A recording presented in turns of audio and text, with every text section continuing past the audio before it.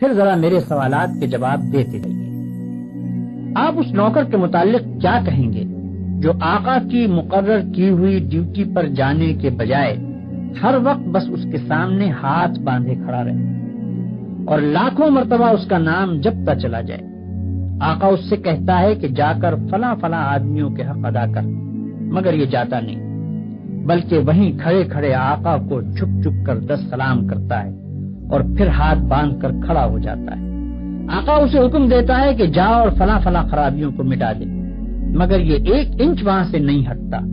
اور سجدے پر سجدے کیے چلا جاتا ہے۔ آقا حکم دیتا ہے کہ چور کا ہاتھ کاٹ دے، یہ حکم سن کر بس وہیں کھڑے کھڑے نہایت خوش الہانی کے ساتھ چور کا ہاتھ کاٹ دے، چور کا ہاتھ کاٹ دے 20 مرتبہ پڑھتا رہتا ہے، مگر ایک دفعہ بھی اس نظام حکومت کے قیام کی کوشش نہیں کرتا جس میں چور کا ہاتھ کاٹا جا سکے۔ کیا آپ کہہ سکتے ہیں کہ یہ شخص حقیقت میں آقا کی بندگی کر رہا ہے؟ اگر آپ کا کوئی ملازم یہ رویہ اختیار کرے تو میں نہیں جانتا ہوں کہ آپ اسے کیا کہیں گے، مگر حیرت ہے آپ پر کہ خدا کا جو نوکر ایسا کرتا ہے آپ اسے بڑا عبادت گزار کہتے ہیں۔ یہ ظالم صبح سے شام تک خدا جانے کتنی مرتبہ قرآن شریف میں خدا کے احکام پڑھتا ہے، مگر ان احکام کو بجا لانے کے لیے اپنی جگہ سے جنبش تک نہیں کرتا، بلکہ نفل پر نفل پڑھے جاتا ہے، 1000 دانہ تسبیح پر خدا کا نام جپتا ہے اور خوش الہانی کے ساتھ قرآن کی تلاوت کرتا رہتا ہے۔ آپ اس کی یہ حرکتیں دیکھتے ہیں اور کہتے ہیں کہ کیسا زاہد عابد بندہ ہے۔ یہ غلط فہمی صرف اس وجہ سے ہے کہ آپ عبادت کا صحیح مطلب نہیں جانتے۔ ایک اور نوکر ہے جو رات دن ڈیوٹی تو غیروں کی انجام دیتا ہے، احکام غیروں کے سنتا اور مانتا ہے، قانون پر غیروں کے عمل کرتا ہے اور اپنے اصلی آقا کے فرمان کی ہر وقت خلاف ورزی کیا کرتا ہے، مگر سلامی کے وقت آقا کے سامنے حاضر ہو جاتا ہے اور زبان سے آقا ہی کا نام جپتا رہتا ہے۔ اگر آپ میں سے کسی شخص کا نوکر یہ طریقہ اختیار کرے تو آپ کیا کریں گے؟ کیا آپ اس کی سلامی کو اس کے منہ پر نہ مار دیں گے؟ جب وہ زبان سے آپ کو آقا اور مالک کہے گا تو کیا آپ فوراً یہ جواب نہ دیں گے کہ تو پرلے درجے کا جھوٹا اور بے ایمان ہے، تنخواہ مجھ سے لیتا ہے اور نوکری دوسروں کی کرتا ہے، زبان سے مجھے آقا کہتا ہے اور حقیقت میں میرے سوا ہر ایک کی خدمت کرتا پھرتا ہے؟ یہ تو ایک معمولی عقل کی بات ہے جسے آپ میں سے ہر شخص سمجھ سکتا ہے، مگر کیسی حیرت کی بات ہے کہ جو لوگ رات دن خدا کے قانون کو توڑتے ہیں، کفار و مشرکین کے احکام پر عمل کرتے ہیں اور اپنی زندگی کے معاملات میں خدا کے احکام کی کوئی پرواہ نہیں کرتے، ان کی نماز اور روزے اور تسبیح اور تلاوت قرآن اور حج و زکوٰۃ کو آپ خدا کی عبادت سمجھتے ہیں۔ یہ غلط فہمی بھی اسی وجہ سے ہے کہ آپ عبادت کے اصل مطلب سے ناواقف ہیں۔ ایک اور نوکر کی مثال لیجیے۔ آقا نے اپنے نوکروں کے لیے جو وردی مقرر کی ہے یہ ٹھیک ناپ تول کے ساتھ اس وردی کو پہنتا ہے، بڑے ادب اور تعظیم کے ساتھ آقا کی خدمت میں حاضر ہوتا ہے، ہر حکم کو سن کر اس طرح جھک کر بصر و چشم کہتا ہے کہ گویا اس سے بڑھ کر اطاعت گزار خادم کوئی نہیں۔ سلامی کے وقت سب سے آگے جا کر کھڑا ہوتا ہے اور آقا کا نام جپنے میں تمام نوکروں سے بازی لے جاتا ہے، مگر دوسری طرف یہی شخص آقا کے دشمنوں اور باغیوں کی خدمت بجا لاتا ہے، آقا کے خلاف ان کی سازشوں میں حصہ لیتا ہے اور آقا کے نام کو دنیا سے مٹانے میں جو کوشش بھی وہ کرتے ہیں اس میں یہ کمبخت ان کا ساتھ دیتا ہے۔ رات کے اندھیرے میں تو آقا کے گھر میں نقم لگاتا ہے اور صبح بڑے وفادار ملازموں کی طرح ہاتھ باندھ کر آقا کی خدمت میں حاضر ہو جاتا ہے۔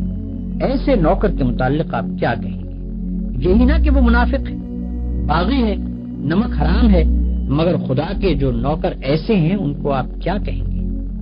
آپ سمجھتے ہیں کہ ہاتھ باندھ کر قبلہ رو کھڑے ہونا،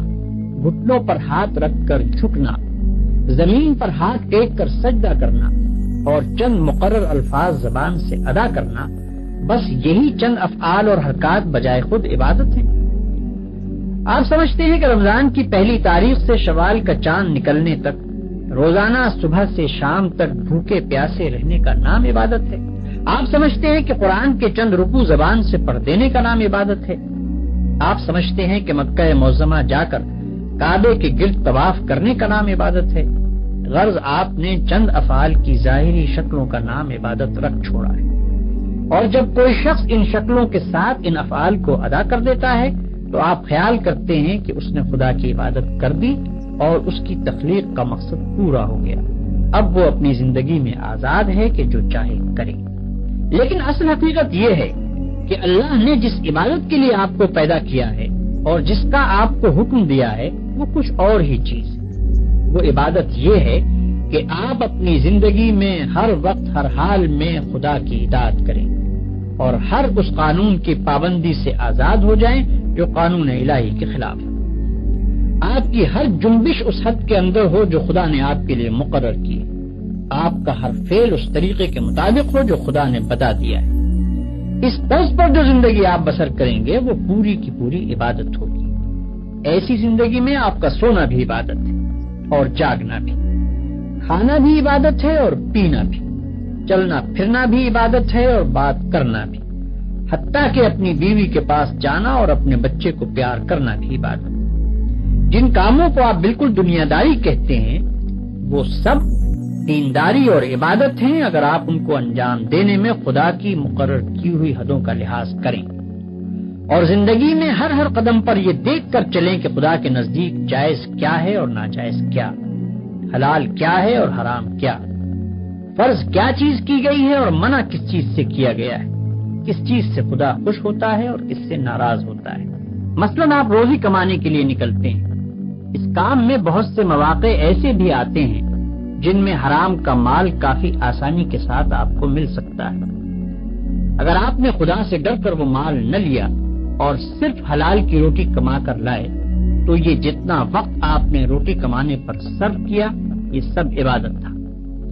اور یہ روٹی گھر لا کر جو آپ نے خود کھائی اور اپنی بیوی بچوں اور خدا کے مقرر کیے ہوئے دوسرے حقداروں کو کھلائی، اس سب پر آپ اجر و ثواب کے مستحق ہو گئے۔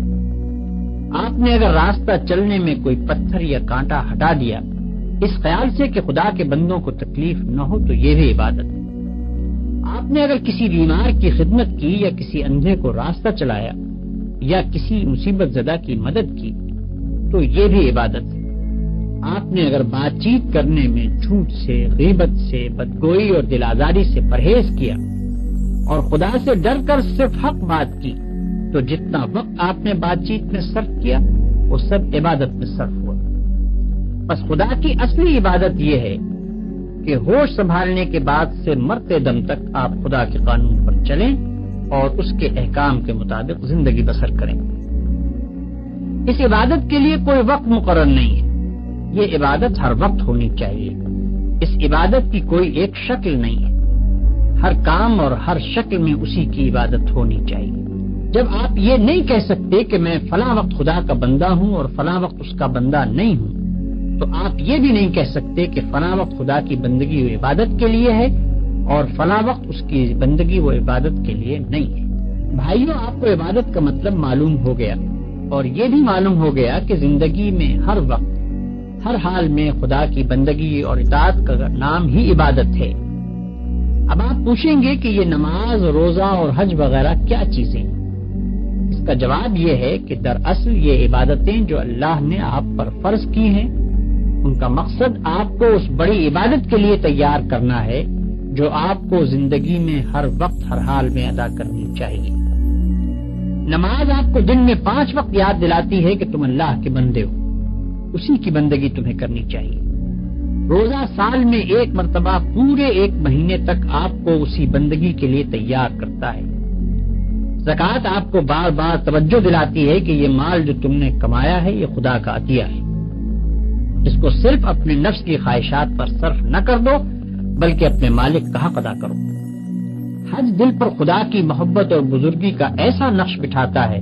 کہ اگر 1 مرتبہ وہ بیٹھ جائے تو تمام عمر اس کا اثر دل سے دور نہیں ہو سکتا۔